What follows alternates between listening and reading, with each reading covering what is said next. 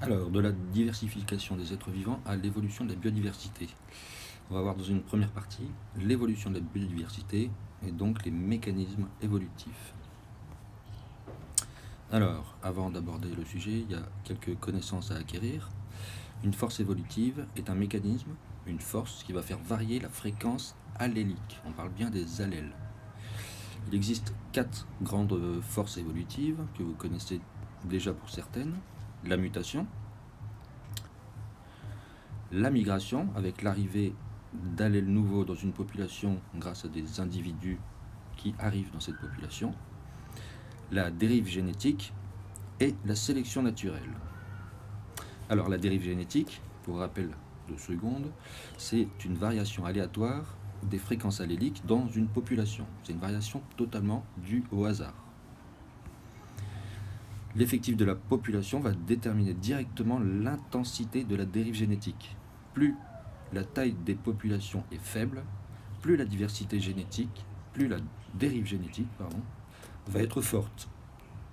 Il va y avoir des variations fortes de la fréquence des allèles dans les petites populations, variations qu'on ne sait pas prédire.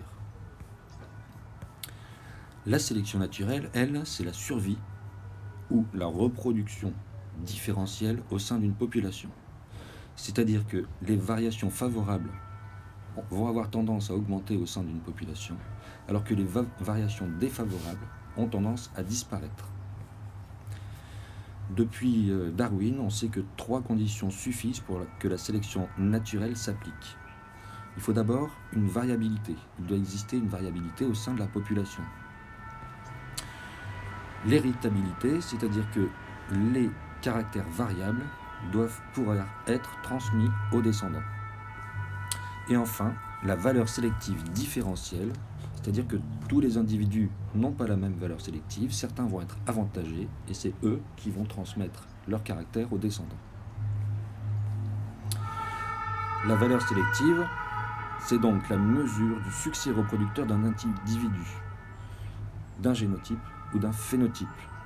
Cet individu va mieux se reproduire si il a des caractères avantageux et il les transmettra à ses descendants. Donc, 3 conditions nécessaires: la variabilité, l'héritabilité, et la valeur sélective différentielle. Dans le cas le plus simple, la valeur sélective dépend de la fertilité et la survie des individus.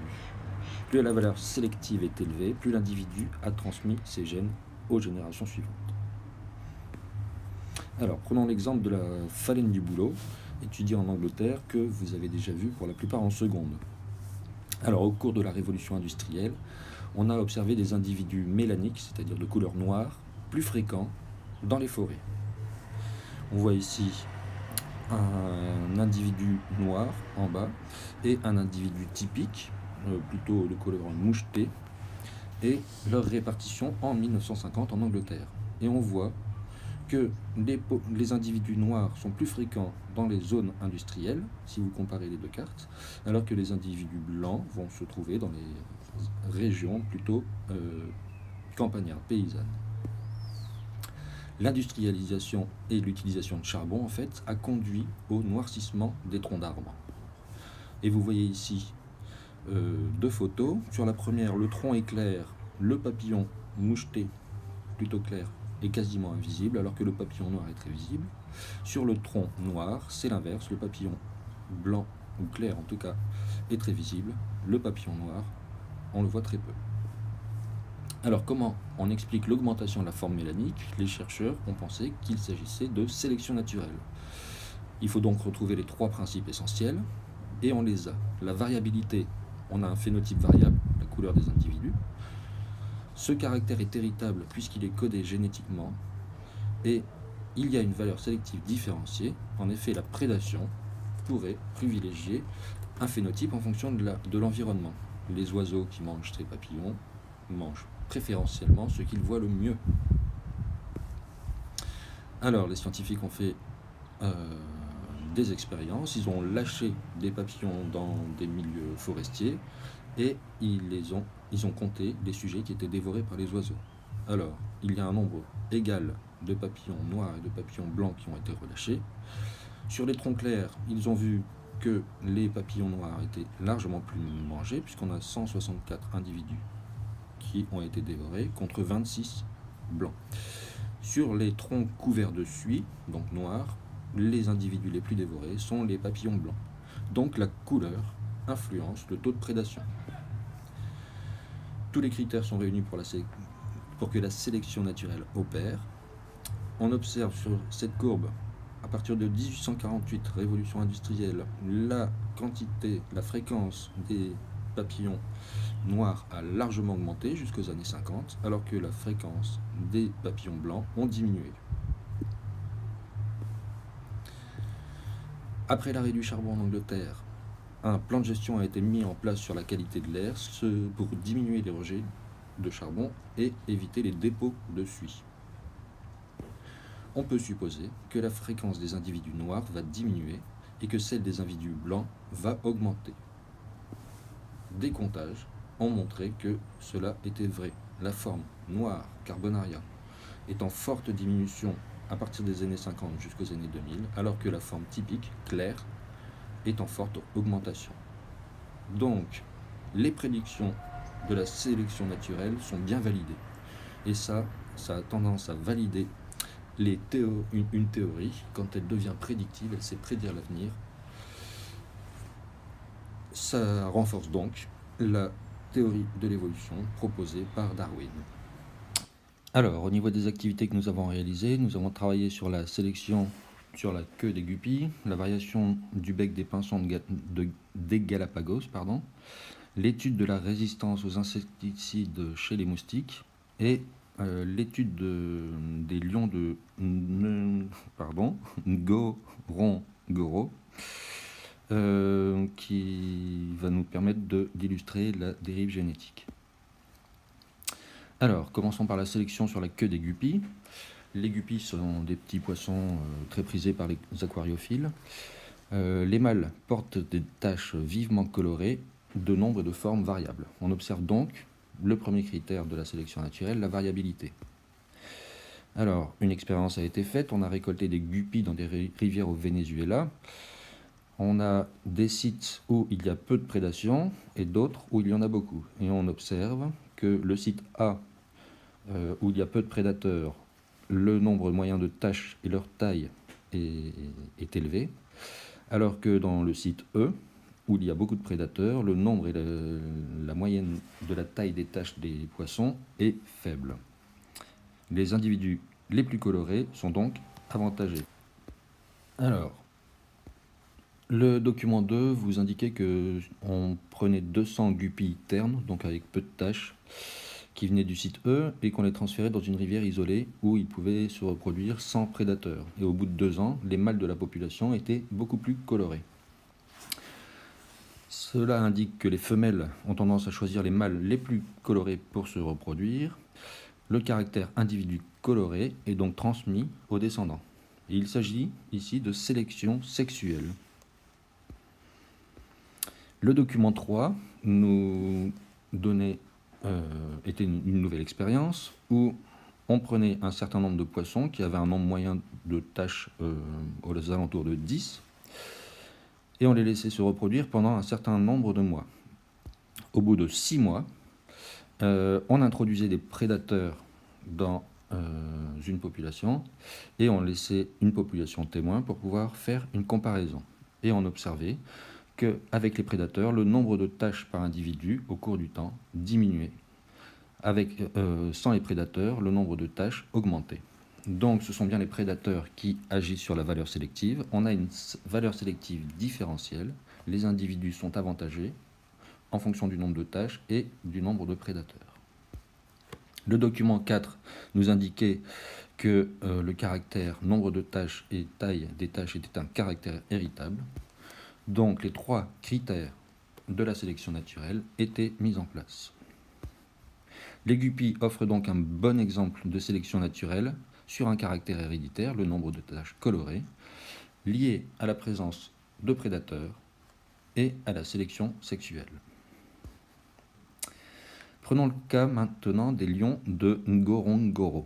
Alors, en Tanzanie, on a une population d'une centaine de lions qui sont localisé dans une région formée par un effondrement d'un ancien volcan. Donc un cratère qui s'est effondré. Le volcan est éteint, il n'a rien à voir dans cette histoire. Alors, dans cette dépression de 20 km de diamètre, on a une réserve naturelle qui abonde d'animaux sauvages et de ressources en eau. Pourtant, les lions sont en mauvaise santé. Leur fécondité est basse et leur système immunitaire est affaibli. On essaye de comprendre pourquoi. Pour cela, vous aviez deux documents. Le premier était l'étude des populations d'éléphants de mer.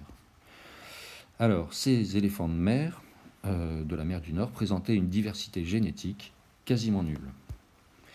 En effet, cette population a été extrêmement chassée par le passé et la population avait été réduite à moins de 100 individus. On appelle goulot d'étranglement la perte de diversité génétique lors d'une forte réduction de la taille de la population. En effet, la diversité génétique était liée uniquement à ces 100 individus. Donc, il y avait forcément une réduction de la fréquence des allèles. Alors, le document 2 présentait l'étude de la diversité génétique chez une mouche colombienne.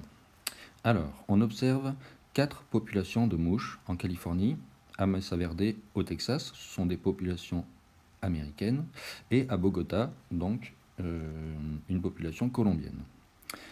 Pour 2 protéines, on observe chez les mouches américaines qu'il y a une bonne diversité allélique. Pour la protéine ptérine 8, 4 allèles sont présents chez les populations américaines. Pour la xanthine déshydrogénase, 5 allèles différents sont présents.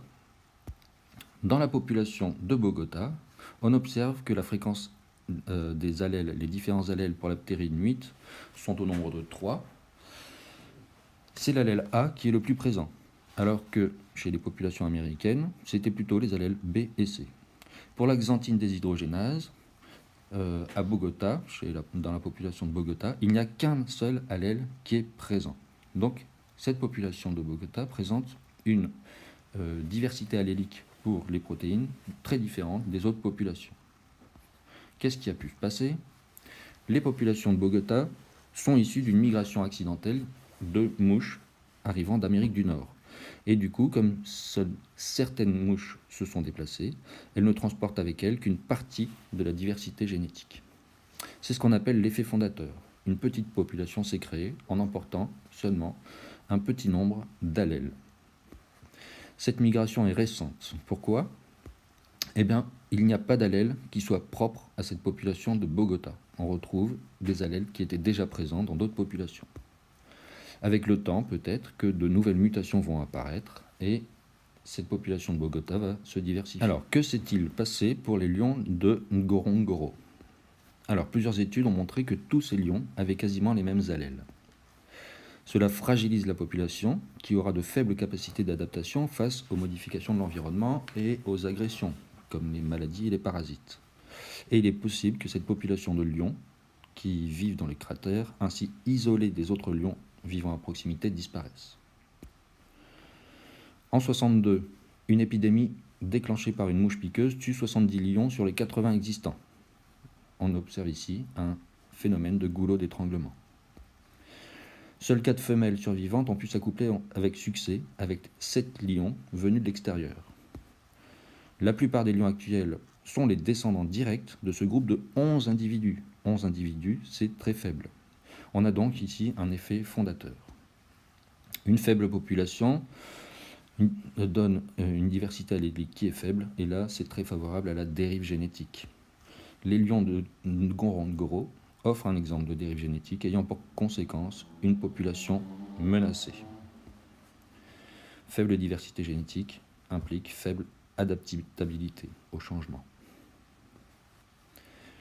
On peut noter quand même que même l'effectif initial des 80 lions avant l'épidémie était faible. Il y avait donc eu déjà un premier effet fondateur dès le début de l'histoire de cette population. Ça a été accentué par le goulot d'étranglement en 62 et le second effet fondateur après la reproduction des 4 femelles avec les 7 mâles. Alors, chez les pinsans des Galapagos, on a un exemple de sélection naturelle liée à un caractère héréditaire, la taille et la forme du bec, et cette sélection naturelle est liée aux conditions environnementales. On peut avoir soit un environnement à petites graines, lorsque les conditions sont humides, ou alors un environnement à grosses graines lorsque les conditions sont sèches. On a en plus une compétition par espèce qui arrive plus tard. Alors, le caractère variable est la taille du bec. L'héritabilité, la taille du bec étant étant influencée par un gène du développement, ce caractère est héritable. Enfin, on a une valeur sélective différentielle. Le gros bec est favorable en cas de sécheresse, le petit bec est favorable en cas de période humide. La sélection naturelle a lieu. Dans le cas de la résistance aux insecticides par les moustiques, on a un nouvel exemple de sélection naturelle. Résister aux insecticides est avantageux dans un environnement avec insecticides, alors que la résistance, la capacité en tout cas à résister, entraîne un coût en absence d'insecticides. Le caractère variable ici, c'est la production ou non de protéines protectrices contre les insecticides. L'héritabilité, eh bien, la synthèse de cette protéine est codée génétiquement. Et enfin, on a une valeur sélective différentielle, puisque l'avantage de la synthèse de protéines est réel en cas de présence de pesticides, mais ça devient un désavantage dans les zones non traitées. Une petite précision sur les moustiques. Il est important de comprendre que le moustique ne mute pas pour résister aux insecticides. Il existe de très nombreuses mutations dans les populations de moustiques. Ces mutations existent déjà avant la présence ou non d'insecticides. Lorsque des insecticides sont présents dans l'environnement, c'est les moustiques qui ont la mutation favorable à leur survie qui se reproduisent et ils transmettent cette mutation à leurs descendants, alors que les moustiques sensibles, toxiques, aux produits toxiques meurent. Les mutations donnent ainsi aux moustiques la capacité de résister aux pesticides, mais ils n'ont pas été fabriqués au moment de l'arrivée des pesticides, ils ont été sélectionnés par la présence des pesticides. Plus simplement, la fréquence des moustiques porteurs de ces mutations augmente dans un environnement toxique. Alors voilà un schéma bilan qui va nous permettre de synthétiser la dérive génétique et la sélection naturelle. À partir d'une population, ici représentée par des individus portant 3 gènes, un gène rond, un gène carré et un gène triangulaire, il y a une diversité allélique représentée par les couleurs. Alors, en haut, on a un effet fondateur lié par exemple à la migration d'un petit nombre d'individus suite à une catastrophe naturelle, on ne sait pas. Ce petit nombre d'individus n'emporte pas tous les allèles avec elles. On perd de la diversité allélique, et ici on voit par exemple qu'il y a une majorité de carrés rouges, donc de gènes carrés dont l'allèle est rouge, de triangles bleus et de ronds orange. La dérive génétique, donc la variation aléatoire de la fréquence de ces allèles, va faire qu'à la fin, on aura une population avec un plus grand nombre d'individus, mais on aura perdu de la diversité génétique par rapport à notre population initiale. En bas, on a un exemple de sélection naturelle où on a 2 gènes, le gène carré et le gène rond, dont les allèles bleus et violets sont favorables dans le milieu. Et donc, de génération en génération, ces allèles vont devenir de plus en plus fréquents. Et on voit donc dans la population du bas que l'allèle carré, le gène carré allèle bleu et le gène rond allèle violet est beaucoup plus fréquent que dans la population initiale. Il s'agit de sélection naturelle. Alors, un autre paramètre qui va rentrer en jeu, c'est l'effet du hasard. Le hasard va rentrer en jeu notamment sur les grandes échelles de temps et d'espace. Par exemple, ici, vous avez la représentation de la diversité en nombre de familles marines depuis le Cambrien, il y a 550 millions d'années, jusqu'à notre époque. Et on observe que la biodiversité augmente fortement par moment, mais qu'il y a aussi des grandes crises qui sont représentées ici par les 5 flèches rouges. On connaît 5 crises majeures qui ont eu lieu. Lors d'une crise, on a une extinction massive d'espèces, de familles complètes d'animaux. Par exemple, il y a 355 millions d'années, entre le Dévonien et le Carbonifère, la famille des placodermes, qui étaient des poissons, qui ressemblaient à des poissons, a totalement disparu. Entre le Permien et le Trias, la plus grosse crise connue actuellement, toute la famille des trilobites ont disparu. Il y a 65 millions d'années, entre le Crétacé et le Paléogène, les dinosaures ont disparu. Alors, à quoi sont dues ces crises? Eh bien, la plupart du temps, elles sont dues à des impacts de cratères, des impacts de météorites et au volcanisme. Par exemple, la crise Crétacé-Tertiaire, on voit dans le Décan un très fort volcanisme, plus des impacts de météorites. Une crise assez originale, c'est la crise de l'Ordovicien, la plus basse sur le graphique. Celle-ci n'est pas associée ni à des impacts de météorites ni à du volcanisme, et on pense plutôt à un changement climatique extrêmement rapide. Bilan. Sous l'effet de la pression du milieu, de la concurrence entre les êtres vivants et du hasard, la diversité des populations change au cours des générations. L'évolution est la transformation des populations qui résulte de ces différences de survie et du nombre de descendants. Les principales forces évolutives mises en jeu sont la sélection naturelle et la dérive génétique. Elles modifient les allèles au sein de la population et engendrent son évolution. Les populations se transforment petit à petit sous l'action de ces deux forces. La dérive génétique et l'effet fondateur est une variation aléatoire de la fréquence allélique sous l'effet de la taille de la population. C'est une définition à connaître. La sélection naturelle, elle, s'opère quand il y a des différences de survie et du nombre de descendants entre les individus d'une même population. Dans une population, il existe une variabilité génétique entre les individus. Les individus qui portent les allèles qui les avantagent dans le milieu donné survivent mieux que les autres et laissent davantage de descendants. Ces allèles bénéfiques sont donc transmis de façon privilégiée à la génération suivante et ont plus de chances de diffuser dans la population. Enfin, des catastrophes peuvent profondément affecter la biodiversité en faisant disparaître de nombreuses espèces. Si la portée est mondiale, on parle de crise biologique. Nous allons, dans la prochaine vidéo, aborder le concept d'espèce.